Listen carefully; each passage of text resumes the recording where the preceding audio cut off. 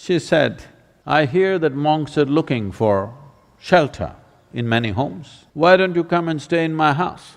Gautama said, "If she's inviting you with so much affection, you must go stay there." Then people saw, "See, he's gone." Gautama, the Buddha, with a large group of his disciples who was continuously traveling, made a rule that during the monsoon season, those 2.5 months, you can stay in the same place. The rule for the sannyasis or the monks who were with him is you should never stay in any place for more than 2 days. Normally, the monks were sheltered in many homes, so this rule he passed, more than 2 nights you don't stay in one house because it will be too much of a burden for the host. They are housing 10 people, you don't stay there for a month. 2 days, it should have been 1 day.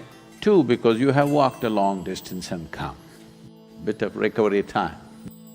But during the monsoon season, he said, up to 2 to 2.5 months you can stay in one place because walking through the jungles of that region during the monsoon season would be treacherous and many would lose their lives. So this is a time like that. They stayed in a large town and they were spread across in many homes. The monks went out to get their alms from the people.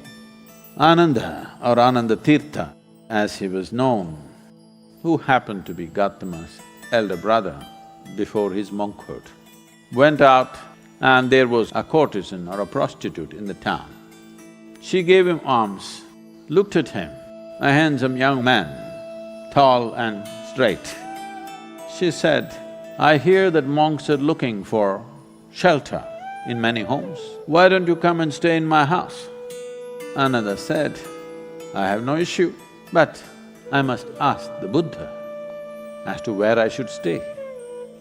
Then she became really taunting. She said, "Oh, you're going to ask your guru? Go and ask him, let's see what he says." So Ananda brought what he had collected for the day. Gautama was sitting, he came and placed it at his feet, and everybody is supposed to find food and shelter wherever they go.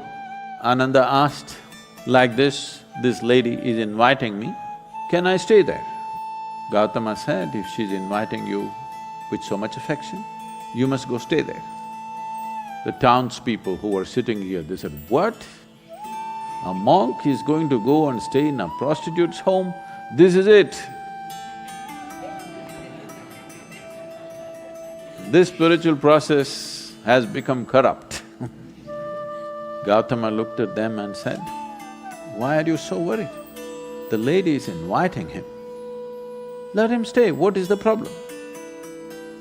They all started getting up and started shouting. He said, "Wait, I am on this path because I see this is the most powerful way to live. Now you're telling me her ways are more powerful than my ways.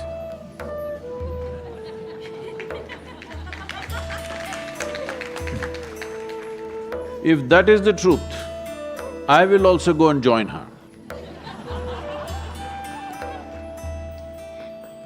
I am here because I see this is the most precious and powerful way to exist.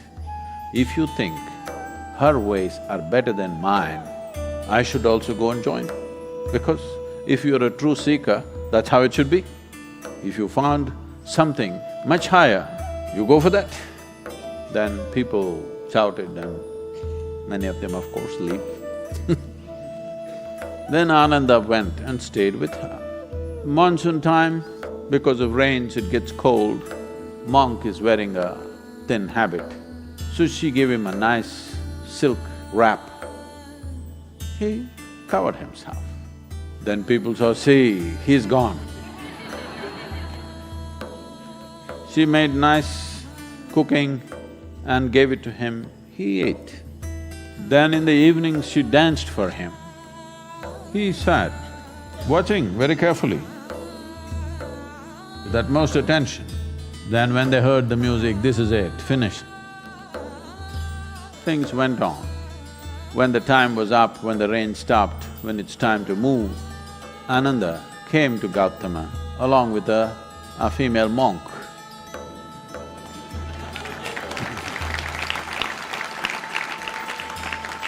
So, the power of being on the path of truth has been there, but has been many times at its height, but never got mainstreamed. I see that today, because of our ability to communicate, because of the tools of technology, the natural longing, the innate longing in a human being to find truth, this is not a thought thing. This is not something that been taught to people that you must seek truth. It is natural for human intelligence to seek what is highest. If you are given an option, any human being, given an option, either to be here or there, he will always say, I want to be there. Right now he may be caught up here, but aspiration is to go to whatever is the highest. It is just that we have to show him that there are better highs than getting drunk, there are better highs than drugs, there are better highs than being caught up in social drama, there are better highs than being better than someone else. We just have to show it to him, we have to make him understand there is a better high.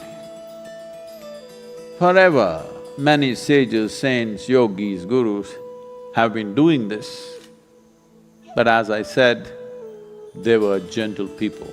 They didn't have a voice like me.